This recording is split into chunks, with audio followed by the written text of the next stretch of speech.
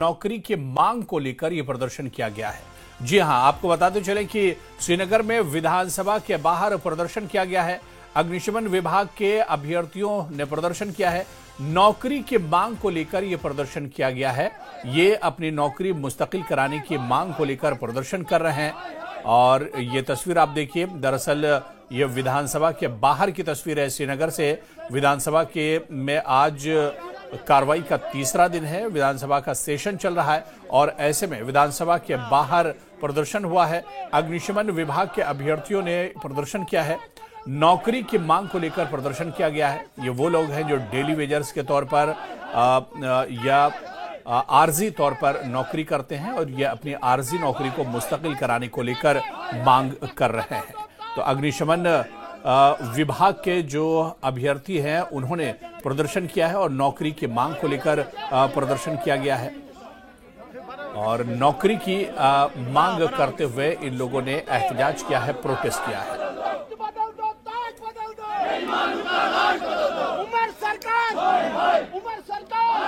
उमर सरकार, एलजी सरकार, fire service department, तख्त बदल दो, ताज बदल दो।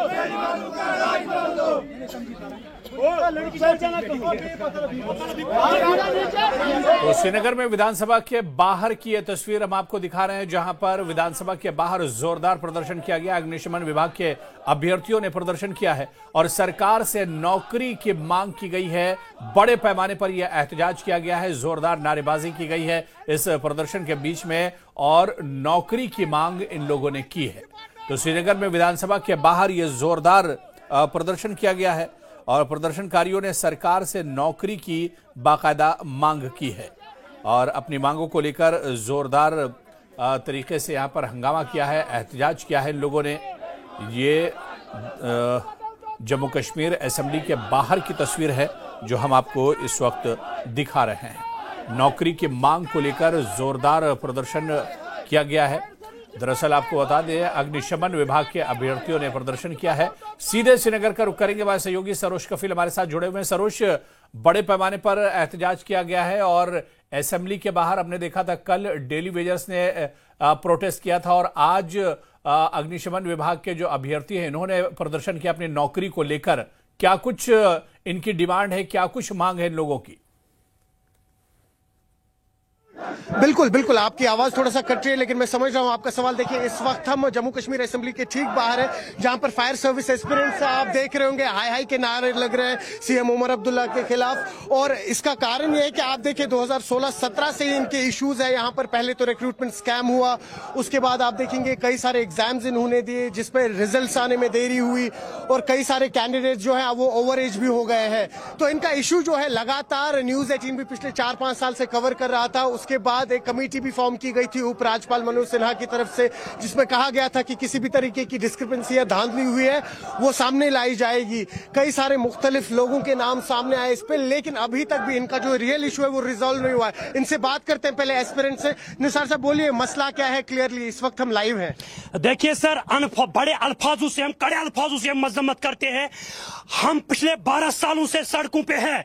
उमर अब्दुल्ला ने हमारे साथ वादा किया है गांधरबल मिनी सेक्रेटरीट में, उसने कहा मैंने मेमोरेंडम पे साइन किया है, आपके साथ अदालत जल्दी हो जाएगा।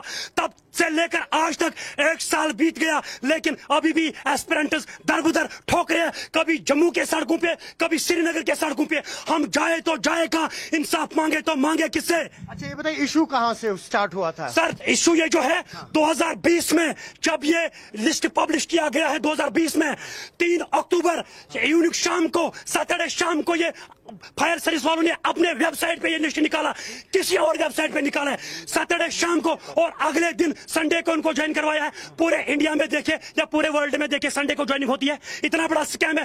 एक कम से कम जब गवर्नमेंट का लिस्ट, जब कोई किसी को गवर्नमेंट जॉब मिलती है कम से कम 21 डेज का गैप होता है, उसमें वेरिफिकेशन इनको बताया गया डॉक्यूमेंट के बगैर आप ज्वाइन कर, विदाउट डॉक्यूमेंट वेरिफिकेशन आप ज्वाइन कर सकते हैं। हम यही कहना, अगर उसके बाद एलजी मनोज सिन्हा साहब ने मुझे जम्मू राजभवन बुलाया, श्रीनगर राजभवन बुलाया, उसने कहा मैंने एक कमेटी तश्कील की है, वो आपके फेवर में है। और रिसेंटली एंटी करप्शन ब्यूरो की तरफ से 106 के ऊपर एफआईआर लग चुका है, उसमें कुछ ऑफिशियल्स भी है, बड़े बड़े ब्यूरोक्रेट है, लेकिन वो अभी तक सामने नहीं नजर नहीं आए। हम गवर्नमेंट अगर चाहेगा, सुप्रीम कोर्ट की जजमेंट है, अगर किसी एग्जाम में एक ऑब्जेक्ट लीक होता है उस रिक्रूटमेंट को कैंसिल कर दो। अगर एसीबी से रिपोर्ट भी आया है 3 मार्क्स 10 मार्क्स 15 वाले मार्क्स अभी गवर्नमेंट जॉब कर रहे हैं, वो गवर्नमेंट का खजाना लूट रहे हैं, वो गवर्नमेंट की इलीगल सैलरी ले रहे हैं। हम इंसाफ मांगे तो मांगे कल किससे? अच्छा ये बताइए कि जब 2020 में ये मसला हुआ था तब तो यहाँ इलेक्टेड गवर्नमेंट नहीं थी, अब तो इलेक्टेड गवर्नमेंट है, 1 साल हो गया, आपकी डेलीगेशन है वो सीएम उमर अब्दुल्ला से मिली? एक बार नहीं, उमर अब्दुल्ला से 4 बार मिले हम, तनवीर सादिक से मिले हम लोग, नासिर असलम वानी से मिले, हर जितने भी एमएलए हैं उनसे मिले। वो यही कहते हैं कि ये हमारे हाथ में नहीं आता है होम डिपार्टमेंट, बट हमने बड़ी अक्सरियत से इनको एनसी को जिताया। असेंबली में वो इस इशू को रेज नहीं करेंगे, वो एक मेमोरेंडम एलजी को नहीं भेजेंगे, वो हमारे इस प्रोटेस्ट में शिरकत नहीं बनेंगे। हमें सरकार गिराना भी आता है, सरकार बनाना भी आता है। उमर सरकार देखिए सर, आपके चैनल के माध्यम से उमर सरकार को और एलजी सरकार को, दोनों सरकार को हम ये कहना चाहते हैं, एक हफ्ते के अंदर अंदर फायर सर्विस के साथ इंसाफ किया जाए। अगर नहीं, इससे बड़े बड़े प्रदर्शन आपको देखने को मिलेंगे, हम किसी हद तक भी जा सकते हैं और हमें इंसाफ चाहिए। तो ये सुना आपने किस तरह से इनके इश्यूज है, हमने कल ही देखा, आपको भी याद होगा कि डेली वेजेस ने इसी जगह पे प्रोटेस्ट किया था, उसके बाद आज फायर एस्पिरेंट्स उमर सरकार के हाय हाय नारे लगा रही है। साथ ही आपको याद दिला दें कि तीसरा जो सबसे बड़ा इशू है वो इस वक्त स्टूडेंट्स के हवाले से है, जहां पे वो रैशनलाइजेशन ऑफ रिजर्वेशन की बात करें, ओपन मेरिट स्टूडेंट्स। तो ऐसे 3-4 मसले हैं जो इस वक्त काफी ज्यादा बड़े हैं यहाँ पर, और अब इस वक्त असेंबली का सेशन भी चल रहा है। अब आप देखिए, इन लोगों का कहना सही है कि चलिए इस टाइम यहाँ पे जब ये मसला हुआ था तब यहाँ पे कोई इलेक्टेड गवर्नमेंट नहीं थी, लेकिन एटलीस्ट इलेक्टेड गवर्नमेंट के कुछ रिप्रेजेंटेटिव्स आके आज हमारे साथ बैठ सकते हैं और ये कम से कम उससे हमें आश्वासन मिलता। और ये भी कहा कि आने वाले 1 हफ्ते में अगर इनकी बात नहीं सुनी गई तो ये लोग बहुत बड़े प्रोटेस्ट करेंगे लाल चौक के इलाकों के आसपास। तो कुल मिला के बात करें, देखिए अब यहाँ पर सबसे बड़ा चैलेंज इस वक्त उमर सरकार के लिए ये है कि किस तरह से डेली वेजर्स जो करीबन 1 लाख से सरोज देखिए, बड़ी तादाद में ये लोग असेंबली के बाहर जमा हुए हैं जिनसे आपने बात की। कुछ लोगों से सरोज और बात कीजिए कि इतने दिनों से ये इंतजार कर रहे हैं, उमर अब्दुल्ला सरकार से इन्हें बहुत ज्यादा उम्मीदें थी, लेकिन अब ये अपने मुस्तकबिल को कैसे देखते हैं? हालांकि उमर अब्दुल्ला सरकार ने खासतौर से जो डेली वेजर्स हैं उनके लिए उन्होंने बाकायदा एक कमेटी भी असेंबली के अंदर बनाई है, क्या कुछ इनकी मांगे हैं? इस सरकार की बात करें, नहीं इतनी घटिया सरकार है, इतनी घटिया सरकार, इन्होंने वोट के बदले चोट देने का काम किया है।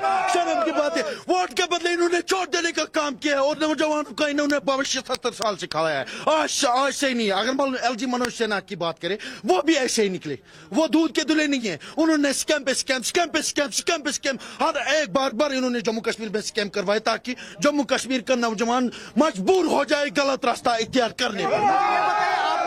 कई सारे जो एस्पिरेंट्स हैं अब वो ओवर एज हो चुके हैं, ओवर एज क्या, बूढ़े हो चुके हैं। ओवर एज क्यों अंग्रेजी में बोल रहे हो? उर्दू में मैं बात बोलो, इनको उर्दू क्या, अंग्रेजी क्या, कश्मीरी को कुछ भी समझ में नहीं आ रहा है। इलिटरेट बंदे लगाए हुए हैं उधर जो सरकारी खजाने को लूट रहे हैं।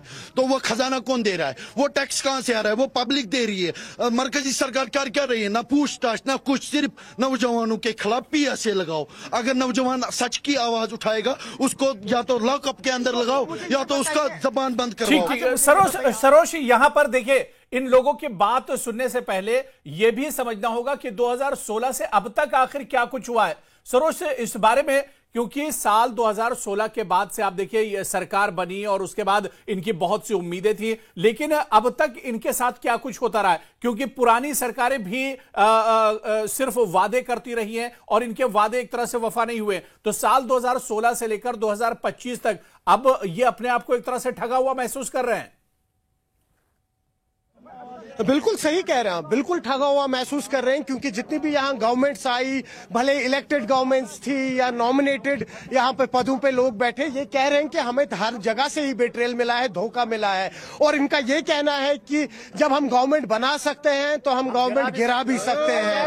और कहीं ना कहीं जो इनका इशू है पिछले 7-8 साल से कंटिन्यू चल रहा है, और अब कई सारे लोग हैं उनकी एज भी अब एलिजिबल नहीं है, तो कहीं ना कहीं मेरिट होल्डर्स थे ये लोग, मानिए जो 3 पॉइंट लेके 15 पॉइंट लेके आज जॉब कर रहे हैं, ये लोग तो ओपन मेरिट में थे, इन लोगों के तो मार्क्स भी उनसे ज्यादा थे, फिर भी इनको कहीं ना कहीं अपॉर्चुनिटीज नहीं मिली। लेकिन अब यहाँ पर यह होता है कि उम्मीद यहाँ जगती है कि अब यहाँ एक इलेक्टेड गवर्नमेंट थी, तो इलेक्टेड गवर्नमेंट कहीं ना कहीं शायद इनका मुतालबा है सुनती और इनके इश्यूज को रिजॉल्व करती। लेकिन इलेक्टेड गवर्नमेंट भी लगता है टस से मस नहीं हो रही है, जिसके कारण इनके इश्यूज तनख्वाह की बात कर रहे हैं वहाँ पे। अगर कल कह रहे हैं कि हमारी तनख्वाह 2.25 लाख से 3 लाख। वही बात मैं यहाँ पे बताना चाहता हूँ। अगर ये लोग अपनी सैलरी का मेमोरेंडम वहाँ पे असेंबली में पेश कर रहे हैं, इनको सिर्फ अपने पेट की पड़ी है, नौजवानों की नहीं पड़ी है। जो कौम के मीमार होते हैं, जो नेशन बिल्डर्स होते हैं, वो इस वक्त सेक्रेटरीट के बाहर, असेंबली के बाहर 13 साल से दर दर के ठोकरे खा रहे हैं। वो सिर्फ वहाँ पे अपनी तनख्वाह की बात कर रहे हैं। Shame upon the elected government, shame upon the LG सरकार। जिस एलजी सरकार के कार्यकर्ता में ये कांड हुआ है 2020 में, उस वक्त यहाँ पे एलजी सरकार की, एलजी मनोज सिन्हा की सरकार थी। उस वक्त एलजी मनोज सिन्हा साहब ने बोला है कि बेगुनाह को बख्शा नहीं जाएगा, गुनाहगार को बख्शा नहीं जाएगा, बेगुनाह को सजा दिया जाएगा। तो मुझे बता दो, जो एलजी साहब ने वादा किया था 370 को एब्रोगेट करने के बाद, 35A को एब्रोगेट करने के बाद कि हकदार को अपना हक मिलेगा, पार्टी पे नौकरी नहीं मिलेगी। एलजी साहब, shame upon you, shame upon the LG government. मुझे ये बताइए, करीबन FIR जो लॉन्च हुआ, ये जो एंटी करप्शन ब्यूरो की रिपोर्ट आई थी, करीबन 106 लोगों के नाम सामने आए हैं। कहाँ है सर, कहाँ है? अच्छा, दिखाइए ना, वो भी फेक है। किस लिस्ट में है? वो भी कथनी से नहीं होता है, करनी से होता है। ठीक है, इस डिपार्टमेंट का काम है आग बुझाना। इन्होंने नौजवानों के भविष्य पे और तालीम पे आग लगा दी। शर्म की बात है। तो आप देख रहे हैं कि मसला जो है काफी बड़ा है। अब यहाँ पर चैलेंज इस वक्त इलेक्टेड गवर्नमेंट यानी CM उमर अब्दुल्ला पे है कि किस तरह से वो हैंडल करेंगे। जिस तरह से मैं आपसे अभी कह रहा था, कई सारे चैलेंज है। कल इसी जगह पे हमने ठीक असेंबली के बाहर देखा कि डेली वेजर्स ने किस तादाद में प्रोटेस्ट किया, और आज fire service aspirants Omar Abdullah की गवर्नमेंट के लिए चैलेंजेस बढ़ रहे हैं। महज 3 दिन बचे अब असेंबली में। अगर रेगुलराइजेशन ऑफ रिजर्वेशन की बात नहीं हुई, डेली वेजर्स का जो इशू है उस पर बात नहीं हुई, रिजर्वेशन पॉलिसी या एस्पिरेंट्स में बात नहीं हुई, तो कहीं ना कहीं उमर अब्दुल्ला गवर्नमेंट के लिए आने वाले 4 सालों में काफी ज्यादा चैलेंजेस होंगे। और किस तरह से वो उन चैलेंज को टैकल करेंगे, वो आने वाले वक्त में ही पता लगेगा। जी बिल्कुल। अब सरोज, जाहिर सी बात है कि कहीं ना कहीं उमर अब्दुल्ला सरकार पर भी एक तरह से प्रेशर है। और इसके अलावा आप देखिए कि ये लोग जिनकी आप बात कर रहे थे, जिनसे अभी आप बात कर रहे थे, इन्होंने कई साल पहले एक तरह से परीक्षा दी थी, और जिस तरह से आपने बताया कि ये टॉपर से एक तरह से थे, और काफी मेहनत के बाद ये यहां तक पहुंचे थे, लेकिन फिर भी इन्हें नौकरी नहीं मिली। तो जो बात हम कर रहे थे कि ये अपने आप को दरअसल बहुत ठगा हुआ महसूस कर रहे हैं, और जिस तरह से आप बता रहे थे कि कई लोग तो ऐसे हैं जिनकी एज भी निकल चुकी है। बिल्कुल, और उतना ही नहीं, आप देखिए अभी एंटी करप्शन ब्यूरो की एक रिपोर्ट भी आई थी जिसमें उन्होंने 106 नाम लिए थे उन लोगों के जो इस पूरे स्कैम में इन्वॉल्व थे। लेकिन कहां है वो रिपोर्ट? आपने खुद अभी एस्पिरेंट से सुना, वो रिपोर्ट जो है वो पब्लिक क्यों नहीं की गई? कौन से ऐसे नाम थे उसमें? क्या कोई एडमिनिस्ट्रेटर्स थे, कोई फॉर्मर पॉलिटिशियंस थे? तो कहीं ना कहीं आप देखिए, साथ ही साथ CM उमर अब्दुल्ला की गवर्नमेंट का ये भी वादा था, अगर आपको याद हो उनके मैनिफेस्टो में लास्ट ईयर 1 लाख जॉब्स देंगे। यहां पर तो अगर इन लोगों के इशू पहले रिजॉल्व हो जाते, तब हम फर्दर आगे बात करते कि किस तरह से बाकी लोग जो है उनको जॉब्स दी जाए। अच्छा, ये एक बहुत इंपॉर्टेंट पॉइंट है। अब यहाँ पर आप देखिए, चले ठीक है, जितना भी ये स्कैम हुआ उस टाइम पे यहाँ पर जो भी हुकूमत थी, NC गवर्नमेंट नहीं थी, उसके बाद उपराज्यपाल के वक्त पे कमेटी भी फॉर्म हुई, एक रिपोर्ट भी सामने आई। बट इनका इतना ही कहना है कि एटलीस्ट नेशनल कॉन्फ्रेंस की तरफ से भले ही CM नहीं, लेकिन मिनिस्टर नहीं, एक MLA आके इनके साथ इस वक्त इस धरने पे बैठे, ताकि इनको एक आश्वासन मिले कि हमारी भी आवाज कोई सुन रहा है। क्योंकि यही वो लोग हैं जिन्होंने इस गवर्नमेंट को इस बार मेजॉरिटी में वोट दिया, और ये कह रहे हैं कि अगर हमारा इशू रिजॉल्व नहीं हुआ, आने वाले 1 हफ्ते में ये प्रोटेस्ट जो है और ज्यादा पेस पकड़ेंगे, और साथ ही साथ इनमें इतनी ताकत है कि इस हुकूमत को गिरा भी सकते हैं। लेकिन सरोज, इन लोगों की नाराजगी से पहले दरअसल इसका जो पूरा बैकग्राउंड है उसे भी समझना होगा कि किस ओहदे के लिए इन लोगों ने परीक्षा दी थी, कब इन्होंने दरअसल ये कौन सा एग्जाम था, कौन सा टेस्ट था जो दिया था, रिजल्ट इसका कब आया था, इसमें फिर गड़बड़ी या जो घोटाले की बात कही जा रही वो किस तरह से एक तरह से सामने आया था, और अब इनकी क्या कुछ डिमांड है इतने साल गुजरने के बाद। तो ये तमाम चीजें भी सरोज समझनी होंगी।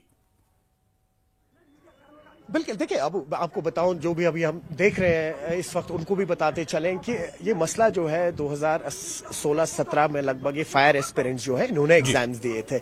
एग्जाम्स थे, फायर सर्विस डिपार्टमेंट में पोस्ट खुली हुई थी और कोई ऐसी बहुत बड़ी पोस्ट नहीं थी, एडमिनिस्ट्रेटिव पोस्ट।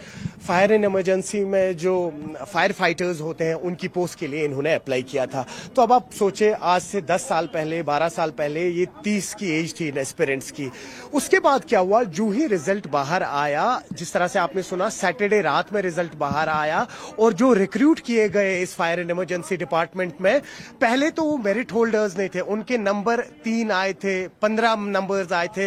मतलब आप 100 नंबर में से बात कर लीजिए तो एटलीस्ट 33 नंबर जो है वो पासिंग मार्क्स होते हैं। नंबर 15 वाला बंदा जो है वो आज जॉब कर रहा है, और इन तमाम लोगों को जॉब किस दिन दी गई थी? इनको संडे को डिपार्टमेंट में बुलाया गया था और इनको अपॉइंटमेंट लेटर्स दी गई थी। हालांकि संडे को कोई अपॉइंटमेंट लेटर्स नहीं दी जाती है, गवर्नमेंट के जो इदारे होते हैं वो संडे को फंक्शन नहीं करते। तो हश हश में जब ये सारा केस हुआ, उसके बाद जब इन एस्पिरेंट्स को पता लगा ये मेरिट होल्डर्स थे, इन लोगों ने पूरा मन प्रोटेस्ट करना शुरू किया अक्रॉस जम्मू एंड कश्मीर। उसके बाद यहां पर गवर्नमेंट टूटी, आप खुद जानते हैं, एब्रिगेशन हुआ, लेकिन फिर कहीं ना कहीं जब इनको अपॉर्चुनिटी मिलती थी ये लोग प्रोटेस्ट करते थे। उसके बाद उपराज्यपाल मनोज सिन्हा के पास इनकी एक कमेटी गई, इन्होंने कमेटी वहां पर फॉर्म की, एक आश्वासन दिया गया कि इन लोगों को वापस से रिक्रूट किया जाएगा, लेकिन वैसा कुछ भी नहीं हुआ।